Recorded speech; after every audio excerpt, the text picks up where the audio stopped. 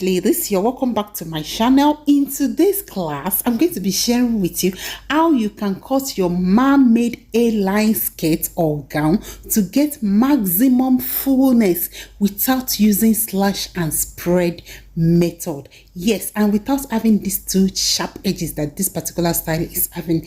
I also made this, so I'm going to be sharing with you the tip and secret to get that previous styles fullness. All right, so and the secret is for you to fold it on bias, like you fold your fabric in a triangular form. That is just the secret. That is just the tip. It's very easy. Once you fold your fabric like this, you will get perfect fullness. You can extend the wing to whichever inches you want, and then it will be round at the end of the day and look beautiful and gorgeous. So after folding it in a triangular shape, the first step is to look for a position where I can get my waist measurement, and I will rule that as my guideline, which is going to be my waist line. Then from the waistline, I'll measure down the hip line. Then I'm going to measure down the knee length. The standard knee is 18, but just measure your clients and use the measurements that you get. All right, so the next thing is to measure down the length of the skirt, or if you're making a gown, just place your waist length measurements on the waistline, and then from that point just extend and measure down your gown length. Hope it's clear. So after that, I'm just going to extend all the lines. So this is the knee line. So on next is to input my circumference measurement. So on the guideline, which is my waistline, I'm going to input my waist circumference measurement plus 1 inch that, and then plus my seam allowance. On the hip line, I'm going to input the hip measurement divided by 4 plus my seam allowance. Then whatever I have on my hip line, I'm going to subtract 1.5 inch from that. I'm going to put it on the knee measurements, on the knee line. Then after that, I'll connect the points together. All right, but before then, let's just go and put the M measurement. So at the M, I'm going to measure whatever I have on my hip. I'm going to put it there. Then I'm going to extend that measurement by how much fullness I want. For that particular red picture that I showed you earlier on, I extend it by 16 inches. So after putting the hip measurement at the hem, I added extra 16 inches to that. So after that, now I'm going to just connect all the points together. So but if you feel your client is not so curvy or at the knee, instead of subtracting 1.5 from the hip measurement, just subtract 1. Okay, so it will still be very fine. It's going to be very beautiful as well. So that is just it.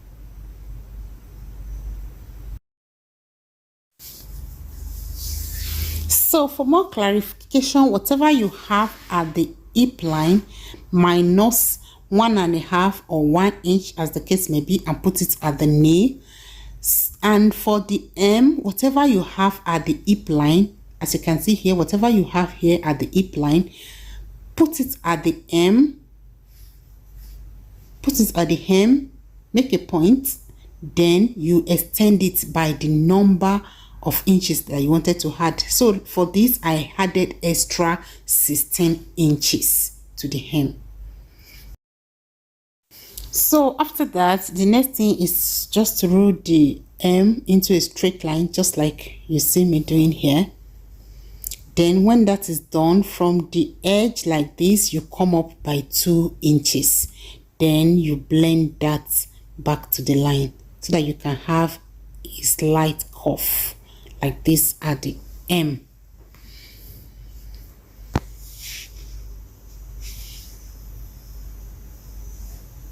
All right, so I'm going to be showing you how it looks now. Can you see? Can you see my shock? Okay, so you can see how I curve the M at the edge. All right, so I'm going to be cutting this out now. All right, so I've cut it out, and this is how it looks. Can you see? So the next thing is to use this to cut out the back. Don't forget to notch put your notches at the appropriate places.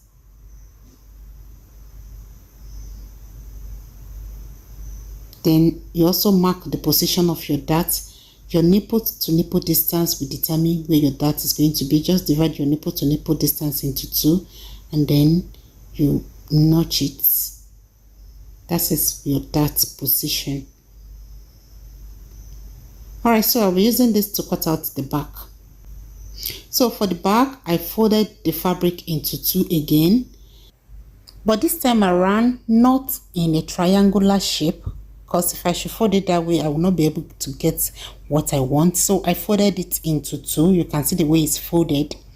Alright, so the first thing is for me to rule a line diagonally so that I can get the bias grain line of that fabric. So that will guide me. So I place the front on top of it, and the folded edge of the front, as you can see, is facing inside like this. Can you see? That is where the folded edge is.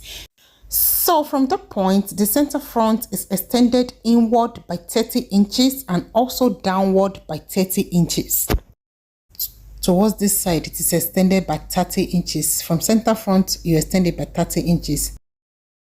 So the next thing is to measure your zip allowance. I used 1 inch for my zip allowance, so I just extend it at this upper part, at this waistline, by 1 inch. Then after that, I measure down the knee measurement. That is where my knee measurement is, the knee length. So from the center front, I'll just measure ½ inch. That is what I use for the zip allowance at the knee side. So the next is to connect these 2 points together. The reason why I reduce the zip allowance to ½ inch at the knee is for it to have shape at the back, so I can follow the butt shape. Alright, so the next thing now is to connect the point. So from the knee, just connect it straight to wherever the hem of your extension is. Wherever the hem of your extension is. So just connect it from the knee like this to wherever the extension of your fabric is. Just like this. And the fabric I'm using here is by 60. Please take note of that too.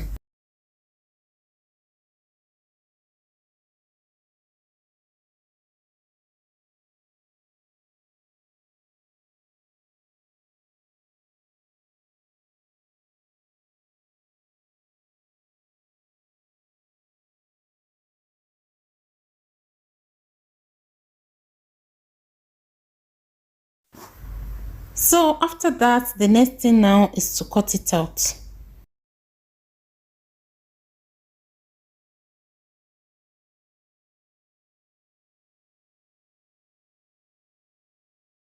Alright, so when you're done with that side, the next thing now is to cut the side shaping. This is the side.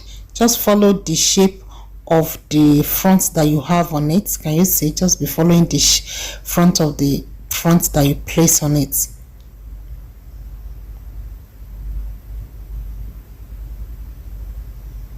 So pay attention to it. By the time I get to the hem of the front, you will see how I'm going to connect it from that side hem to the extension of the tail at the back.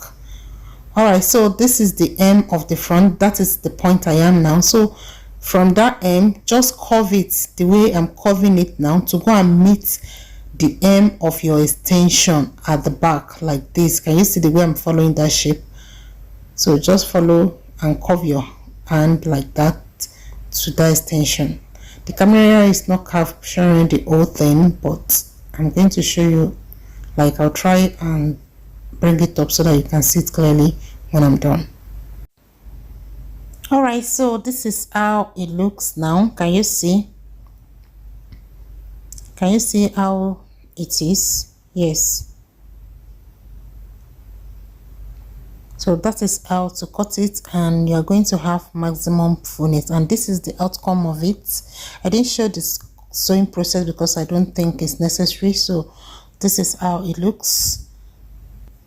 Thanks for watching. I'll see you in the next one. Bye.